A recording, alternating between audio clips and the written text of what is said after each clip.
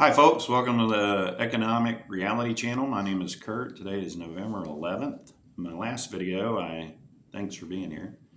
In my last video, I was talking about some of the job numbers, and I wanted to give you an example of how these early numbers as it relates to jobs when they report these things, how it can be very misleading.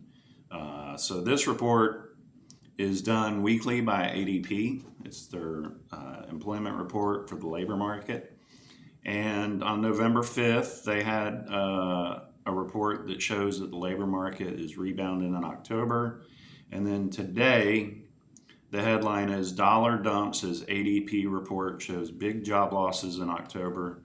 Small biz optimism hits 6-month lows.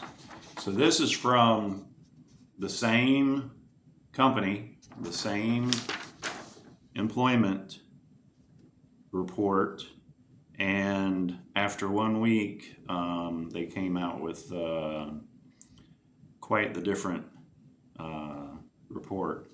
So on November 5th it says, and analysts were right with ADP reporting 42,000 jobs added in October, better than expected.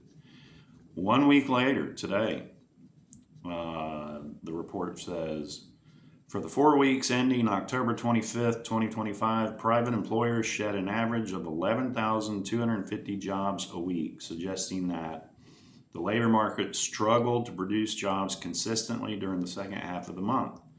Added together, that is 45,000 job losses in the month, not including government workers, which would be the largest monthly drop in jobs since March of 2023. So this is just one example of how either ADP is really bad at what they do, or this is just a great example of disinformation. So, they give us the good news and then they give us the bad news. On my previous video, I was also talking about how Warren Buffett is heavily invested in treasuries and cash. He's pulled a lot of money out of the markets. This is the Oracle of Omaha, probably if not the best, one of the best investors.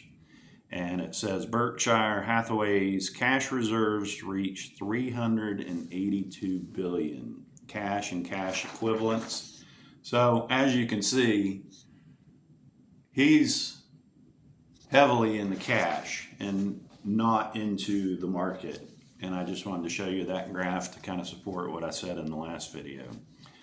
The thing I really wanted to kind of focus on today, and I was touching on it in the last video, and I think it's going to be a topic of discussion for many dinner tables as we move into the wintertime, and that is the headline, Trump admin to lend hundreds of billions to build nuclear power plants. So when I was talking about these data centers, the way to generate energy to support these data centers is with what's called these miniature nuclear hubs. And China's been doing it for years, and they're already operational. We're just now getting started with it.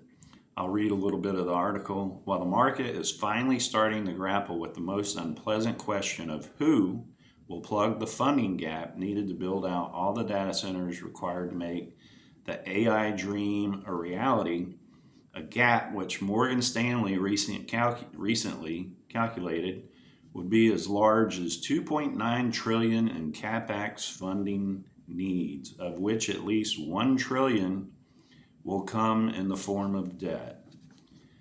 It also says there is another just as critical question: who will fund the energy build out that powers these data centers? Well, I can already kind of predict who that's going to be, and that's you and me through taxpayer money, because they're going to print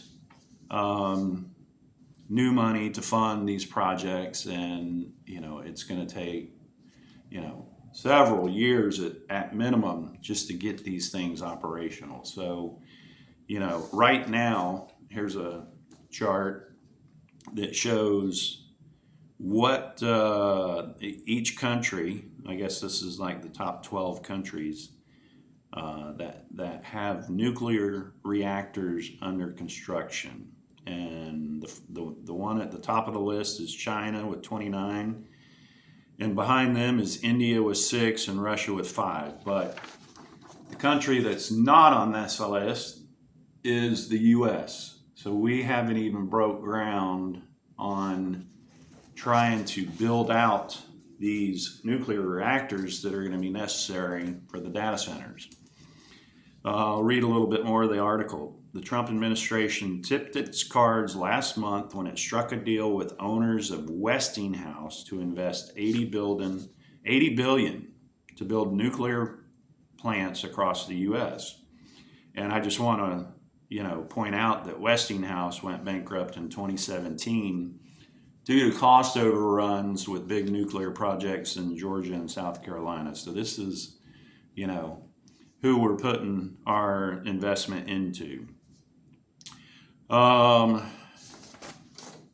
It goes on to say, and at a cost of 50 to 60 billion per gigawatt of power, we can quickly add several more trillion of dollars that will be needed in the next several years. Money, which, as this Bloomberg article makes painfully clear, is simply not available right now. So, as these data centers are being built, and actually some of them are already built, and they're sitting there waiting for the power supply, we haven't even broken ground. And it's going to be a while before not only we break ground, but get some of these nuclear reactors up and running.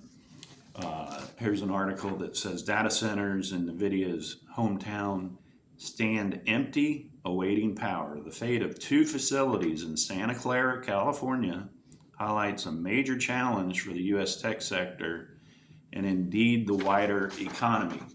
So, there's already data centers that are sitting there waiting to be powered. I mentioned yesterday about Santa Clara, being a tech capital in California.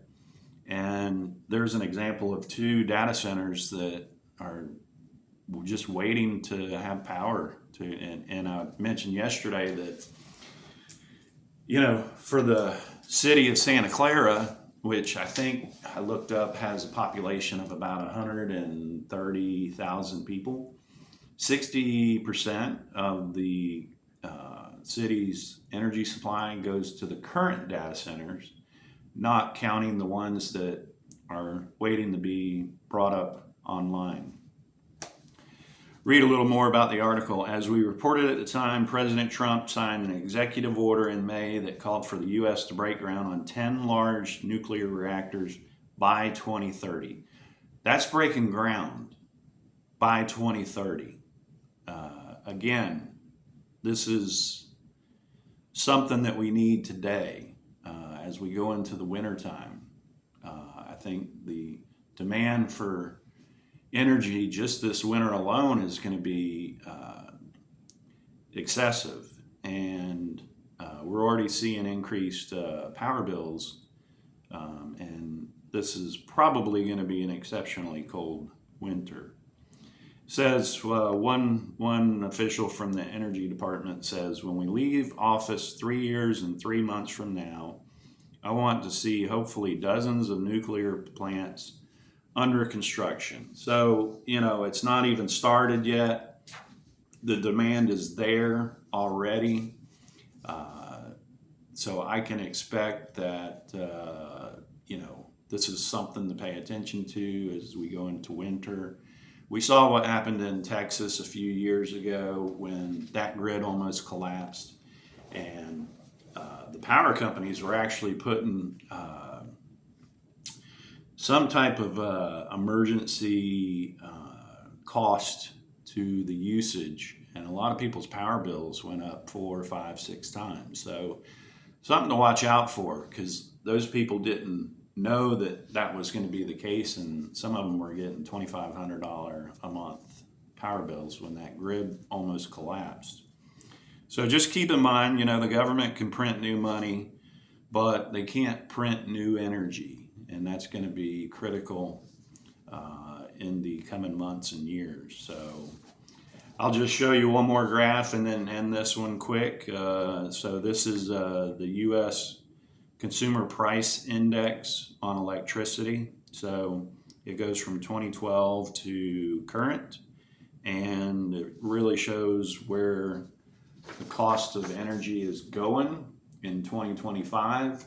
So we're on this major upward trajectory on the price index, and I don't expect that to stop anytime soon. So it's day 40 whatever of the government shutdown. I think the Senate passed a clean resolution bill through next October. We're waiting to see what the House does. I think there's growing concern from both parties that this has gone on too long, and the people are getting a little antsy. Of course, they're tossing around the idea of getting out some stimmy checks up to $2,000. I talked about that in the last video. I think this time there's going to be strings attached. I think it's either going to come in the form of a tax break on your 2025 tax return, or possibly you might have to open one of those new fancy digital wallets to get access to your free money. So, I don't think they're just going to throw it around like they did during COVID. That was, the test phase. And I think this time they're kind of baiting us with that idea that, more free helicopter money is going to be dropped. But I think this time there's going to be some costs to it. So just keep an eye on that. And I'll leave it there for now, and hope everybody's doing well out there. God bless, and have a great day. I'll see you on the next video.